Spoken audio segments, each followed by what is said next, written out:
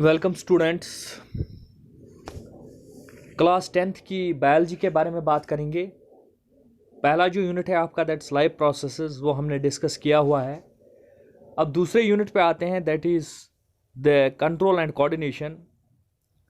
मैंने इसका जो सारे इसके क्वेश्चंस है उनका पीडीएफ आपको सेंड किया था और आज हम उसी पीडीएफ को लेकर एक एक करके आपके जो क्वेश्चंस हैं उनको यहाँ पे एक्सप्लेन करेंगे।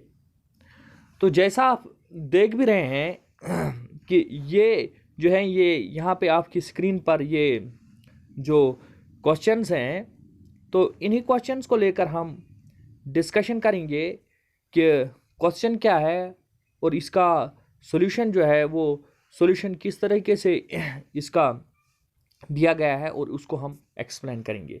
तो पहला जो आपको यहाँ पे पूछा गया है, जो फर्स्ट क्वेश्चन है आपका यहाँ पे, that is what is the difference between reflex action और वॉकिंग के वॉकिंग और रिफ्लेक्स एक्शन जो है इसमें क्या डिफरेंस है। तो इसको हम इस तरीके से यहाँ पे डिस्कस करेंगे, the difference between the reflex action and walking. It would be clear like this. यहाँ पे आप लीजिए, इसको हम बस बोर्ड डिजिटल बोर्ड यहाँ पे यूज़ करेंगे।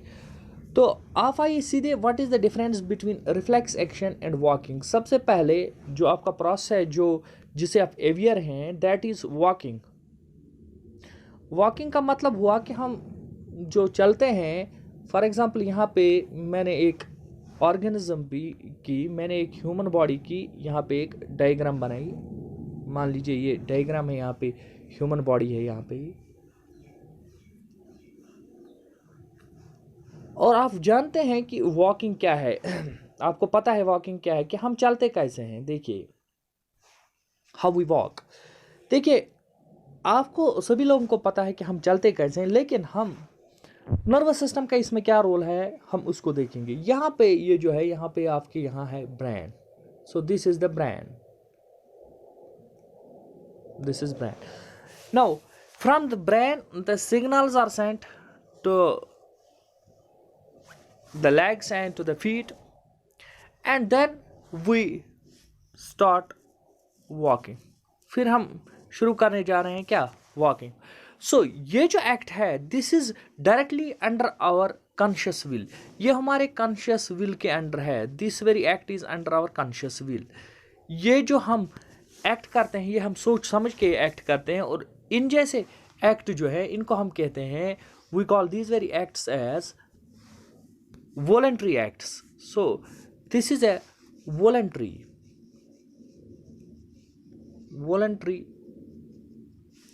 act, or it is voluntary activity। So walking is simply a voluntary activity।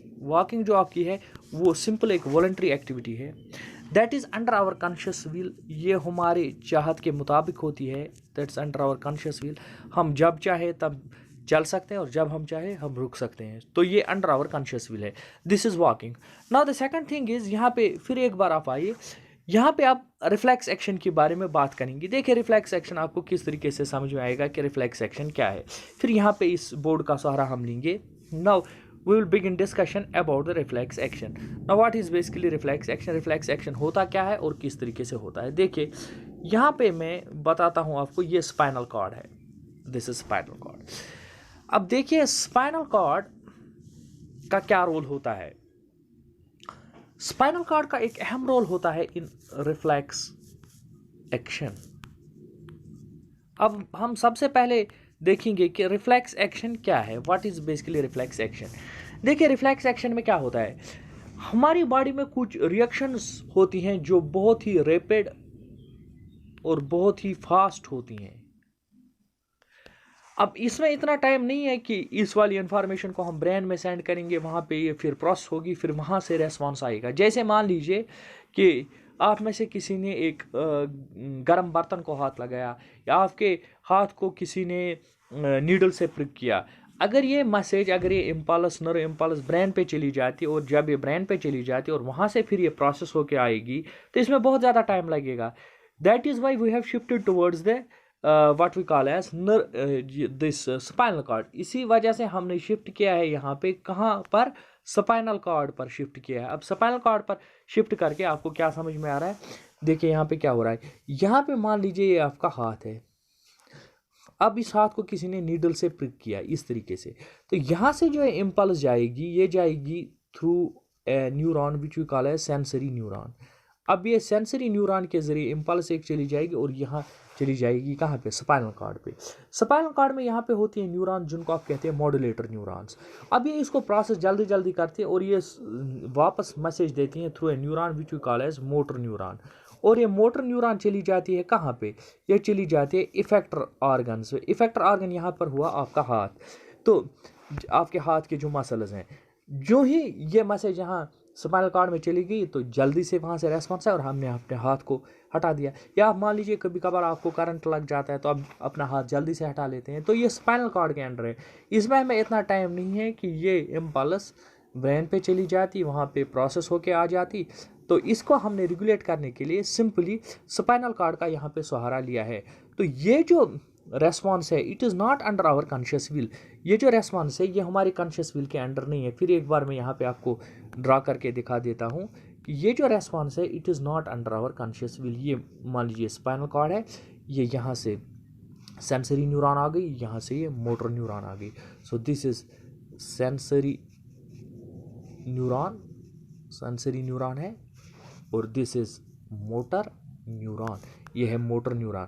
तो ऐसा जो रेस्पॉन्स है it's not under our conscious will, ये हम सोच समझ के ये स्टेप नहीं उठाते। मान लीजिए आपने वायर को, लाइव वायर को आपने हाथ लगाया, तो क्या आप सोच समझ के हाथ उठा रहे हैं वहाँ से कि क्या मुझे हाथ उठाना चाहिए या नहीं उठाना चाहिए, तो आप जल्दी से वहाँ से अपना हाथ विड्रा करते हैं। So we call this thing as हम इस चीज़ को कहते हैं, दिस इज़ नोन एज, ये है involuntary act, it is involuntary act. Involuntary act is that act which is not under our conscious will. तो ये स्पॉन्टेनियस रेस्पॉन्स जो होता है इसको हम कहते हैं, we call this very response as the this reflex action. तो यहाँ पे देखिए क्वेश्चन क्या है, मैंने इसको एक्सप्लेन किया, what is the difference between reflex action and walking. क्या डिफरेंस आपको लग रहा है रिफ्लेक्स एक्शन और वॉकिंग में, क्या डिफरेंस है। तो यहाँ पे आप देखेंगे आंसर क्या है, reflex action is rapid involuntary response to stimulus. एक रिफ्लेक्स एक्शन बहुत तेज़ इनवॉलंटरी रेस्पॉन्स होता है एक स्टिमुलस के लिए। इनवॉलंटरी रेस्पॉन्स आपको समझ में आया, that's not under our conscious will. It does not involve any thinking, इसमें कोई थिंकिंग नहीं होती, थिंकिंग तो ब्रेन में होगी, ये इम्पल्स तो ब्रेन पर जाती ही नहीं है, ये कहाँ जाती है, स्पाइनल कॉर्ड पे जाती है। For example we pull back our hand immediately on touching a hot object. मिसाल के तौर पर किसी गर्म बर्तन को आपने हाथ लगाया, आपने जल्दी से अपना हाथ विड्रा किया, ये रिफ्लेक्स एक्शन हुआ, और इस रिफ्लेक्स एक्शन को गवर्न करने के लिए स्पाइनल कॉर्ड होता है। Walking on the other hand is voluntary action. Walking जो है ये वॉलंटरी एक्शन है क्योंकि इसमें थिंकिंग इन्वॉल्व होती है और ये कॉन्शियस विल के अंडर होता है, इसकी इम्पल्स ब्रेन में चली जाती है। It is under our conscious control, ये हमारे कॉन्शियस कंट्रोल में होता है। The the response to reflex action is generated spinal cord. यही बात है कि रिफ्लेक्स एक्शन का रेस्पॉन्स स्पाइनल कॉर्ड जनरेट करता है, whereas walking is under control of motor area of brain.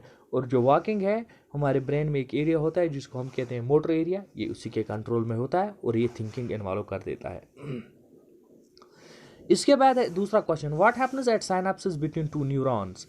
तो न्यूरॉन्स के दरमियान साइनेप्सिस पे क्या होता है, देखिए यहाँ पे ये डायग्राम है, इस डायग्राम से आप समझ जाएंगे क्या होता है। ये जो है ये एक न्यूरॉन के एक्सॉन्स हैं, यहाँ पे आप थोड़ा बहुत ध्यान दें, ये न्यूरॉन है, ये terminal end of the axon है एक न्यूरॉन का।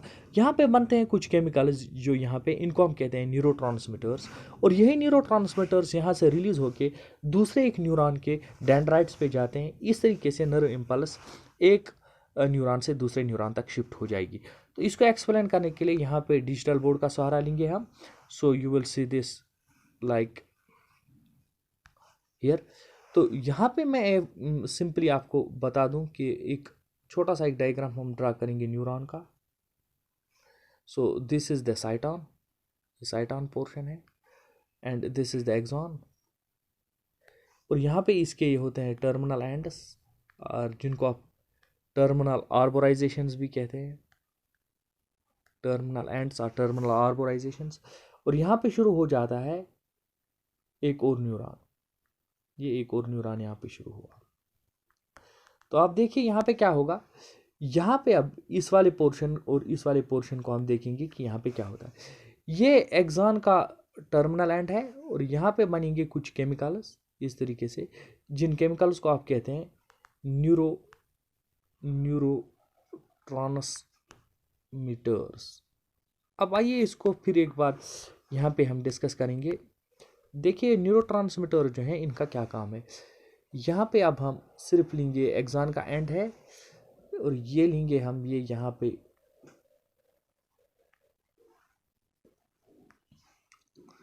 ये एक्सॉन का सिर्फ हमने दिखाया, ये एक्सॉन का टर्मिनल एंड है और ये साइटॉन है दूसरे एक न्यूरॉन का। यहाँ पे बनेंगे अब केमिकल्स जिनको आप कहते हैं neurotransmitters, you call them as neurotransmitters. ये केमिकल्स होते हैं। अब ये जो गैप है इस न्यूरॉन के इस टर्मिनल एंड और इस न्यूरॉन के साइटॉन के दरमियान, ये जो गैप है ये होता है अबाउट 200 एंगस्ट्रॉम।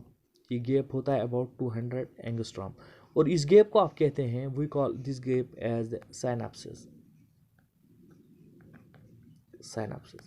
अब ये जो न्यूरोट्रांसमीटर्स हैं ये साइनेप्सिस को क्रॉस करके यहाँ इन डेंड्राइट्स पे पड़ेंगे और इस तरीके से यहाँ पे ये जो न्यूरो इम्पल्स इस न्यूरॉन में है ये यहाँ तक चली जाएगी, ठीक है।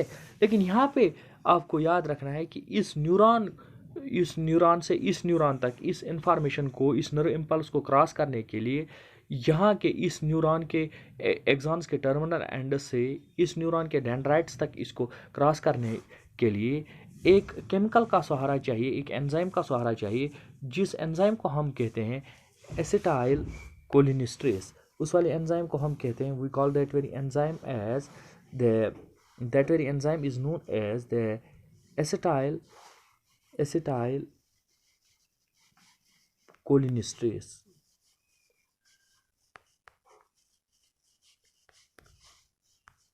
that very enzyme is known as the acetyl cholinesterase। तो आपको समझ में आया कि किस तरीके से एक न्यूरॉन से न्यूरो इम्पल्स निकल के दूसरे न्यूरॉन तक चली जाती है। ये एक न्यूरॉन का टर्मिनल एंड है, एक्सॉन का टर्मिनल एंड है और ये दूसरे न्यूरॉन का साइटॉन है। तो इसके दरमियान ये जो गैप है it is known as the synapsis. ये साइनाप्सिस है और यहाँ पे जो केमिकल्स हैं दे आर न्यूरोट्रांसमीटर्स। ये यहाँ से यहाँ ट्रांसफ़र हो जाएंगे, इनके डेंड्राइट्स पर ट्रांसफ़र हो जाएंगे। इस तरीके से न्यूरो इम्पल्स यहाँ से यहाँ चली जाएगी। लेकिन यहाँ पे एंजाइम की ज़रूरत है, जिस एंजाइम को आप कहते हैं एसिटाइल कोलिनेस्ट्रेस। उस एंजाइम को आप कहते हैं acetyl कोलिनेस्ट्रेस। So this is how the neural impulse gets transferred from one neuron to another neuron. Now let's see what is the answer written against the question, this very question. What happens at synapses between two neurons? You already know, आपको पता है कि neurons के दरमियान की जो space है उसको साइनाप्सिस कहा जाता है। आपसे यही पूछा गया है कि what happens at the synapses between two neurons? दो न्यूरॉन्स के दरमियान जो साइनाप्सिस है वहाँ पे क्या होता है। देखिए, when a neuro impulse reaches the end of an axon, जब एक्सॉन के एंड तक पहुँच जाती है neuro impulse, the axon release chemicals called neurotransmitters. Axon कुछ केमिकल्स रिलीज करता है जिनको आप न्यूरोट्रांसमीटर्स कहते हैं। इसमें एक न्यूरोट्रांसमीटर की एग्जाम्पल है acetyl choline. Neurotransmitters travel across the junction between axon and the dendrites of the next neuron. The junction is called as synapses। अब यही न्यूरोट्रांसमीटर एक न्यूरॉन से निकलकर दूसरे न्यूरॉन के, एक न्यूरॉन के टर्मिनल एंड से निकलकर दूसरे न्यूरॉन के डेंड्राइट्स तक चला जाता है और वो जो गैप इसके दरमियान होती है उसको हम साइनाप्सिस कहते हैं। Neurotransmitters bind to the membrane of these dendrites. अब न्यूरोट्रांसमीटर्स बाइंड करते हैं with the membrane of dendrites. The binding allows the neuro impulse to travel through the receiving neuron till it reaches the target cells. ठीक है, तो ये आपको इस तरीके से समझाया गया है यहाँ पे कि किस तरीके से न्यूरो इम्पल्स का ट्रांसमिशन होता है। तो ये एक न्यूरॉन के टर्मिनल एंड्स हैं और ये दूसरे न्यूरॉन के डेंड्राइट्स है, यहाँ से यहाँ तक ये न्यूरो इम्पल्स ट्रांसमिट हो जाती है। सो this is how this happens. The third question is which part of the brain maintains posture and equilibrium of the body। देखिए, क्वेश्चन है कि कौन सा ब्रेन का कौन सा हिस्सा बैलेंस और इक्विलिब्रियम मेंटेन करता है। इसमें आपका आंसर है cerebellum part of hind brain is responsible for the maintenance of posture and equilibrium of the body। इसको यहाँ पे देखते हैं। Now we will make use of this digital board over here। तो यहाँ पे आप देखिए कि किस तरीके से क्वेश्चन जो है, क्वेश्चन किस तरीके से और इसका रेस्पॉन्स किस तरीके से आया है। देखिए मैं आपको बता दूं, जो क्वेश्चन है ये है about the balance and equilibrium, कैसे बैलेंस और इक्विलिब्रियम मेंटेन की जाती है in our body. Balance and equilibrium जो हमारा एक जिसको आप कह सकते हैं हमारा एक सेंस होता है, क्या हमारी बॉडी बैलेंस में है या नहीं है। मैं आपको ये किस तरीके से ब्रेन मेंटेन करता है, यही क्वेश्चन है हमारा। अब मैं या कौन सा पार्ट ब्रेन का इसको मेंटेन कर रहा है। अब मैं आपको सिंपली मैं आपको ये बता दूं कि अगर हम गाड़ी में होते हैं, फॉर एग्जांपल आप मान लीजिए कि आप एक गाड़ी में जा रहे हैं, for example you are riding a car, आप एक कार में जा रहे हैं इस तरीके से, और आप इस कार में बैठे हुए हैं, यहाँ पे आप बैठे हैं। Now suddenly the car takes a turn, car ने टर्न लिया और आप हाथ लगाते हैं या सीट को लगाते हैं या किसी भी हैंडल को वहाँ पे हाथ लगाते हैं ताकि आप अपने आप को बैलेंस करने की कोशिश करते हैं। ना व्हाट वी डू, हम अपने आप को बैलेंस करने की कोशिश कर रहे हैं। अब हम क्यों कर रहे हैं, क्योंकि हमें ये महसूस हो रहा है कि हमारी बॉडी बैलेंस में नहीं है। अब आपसे ये पूछा गया कि आपका ये जो एरिया है हेड, इसमें जो ब्रेन है, इस ब्रेन का कौन सा हिस्सा इन्वॉल्व है इसमें कि हम बैलेंस और इक्विलिब्रियम मेंटेन करते हैं, इसमें ब्रेन का कौन सा हिस्सा इन्वॉल्व है। तो यहाँ पे देखिए आप, यहाँ पे आइए आप इस डिजिटल बोर्ड को लेते हैं और हम देखते हैं कि क्या है मसला। यहाँ पे देखिए, अगर हम ब्रेन का एक जनरल डायग्राम ड्रा करेंगे, ये ब्रेन का एक बहुत बड़ा जो हिस्सा होता है जिसको आप कहते हैं सेरिब्रम, ये है cerebrum, it is cerebrum, this is cerebrum, this is cerebrum part. Now cerebrum के नीचे होता है यहाँ पे एक छोटा सा हिस्सा होता है यहाँ पे ब्रेन का, इसको आप कहते हैं सेरिबैलम, और यही सेरिबैलम हमारी बॉडी में बैलेंस और इक्विलिब्रियम मेंटेन कराता है। सो this is how the cerebellum, remember this is cerebrum and this is cerebellum. The cerebellum part helps in maintaining the balance and equilibrium inside our body. हमारी body में balance और equilibrium maintain करने के लिए हमें cerebellum चाहिए। फिर एक बार ड्रा कर लेते हैं, दिस इज सेरिब्रम और सेरिब्रम के नीचे यहाँ पे दिस इज सेरिबैलम, ये है यहाँ पे सेरिबैलम, और यही सेरिबैलम जो है यही बैलेंस और इक्विलिब्रियम मेंटेन कराता है हमारी और आपकी बॉडी में, और हमें ये महसूस होता है क्या हमारी बॉडी बैलेंस में है या नहीं है। तो ये हुआ तीसरा क्वेश्चन। तो चलिए अब फोर्थ क्वेश्चन पे आते हैं। How do we detect the sense of an incense stick और अगरबत्ती। देखिए क्वेश्चन क्या है और इसका आंसर हम कैसे देंगे। यहाँ पे ये डिजिटल बोर्ड लीजिए, तो क्वेश्चन मैं आपको बता देता हूँ कि क्वेश्चन क्या है। आपको बताया गया है कि अगरबत्ती, अगरबत्ती आप कहते हैं इंसेंसिटिव, जिसको आप, ये है अगरबत्ती, इसको आप यहाँ जलाते हैं तो इसका जो स्मेल है वो पूरे रूम में चला जाता है और बहुत अच्छा इसका स्मेल होता है। हम घरों में इसका यूज़ करते हैं, इससे अच्छा स्मेल आता है। तो लेकिन आपसे पूछा गया है कि ये जो इसका स्मेल है ये हमारा ब्रेन जो है वो इसको किस तरीके से डिटेक्ट करता है। देखिए मैं आपको यहाँ पे एक ड्राइंग बता देता हूँ। ये ड्राइंग है ह्यूमंस की और ये है नोज़। व्हाट हैपन्स, ये इंसेंसिटिव है, अगरबत्ती है, इसको हमने जलाया, अब इससे जो स्मोक निकला वो हमारी नोज़ तक चला गया। ठीक है, नोज़ के अंदर यहाँ पे है इपिथीलियम, नोज़ के अंदर इपिथीलियम है, उसको कहते हैं ओल्फैक्टरी इपिथीलियम।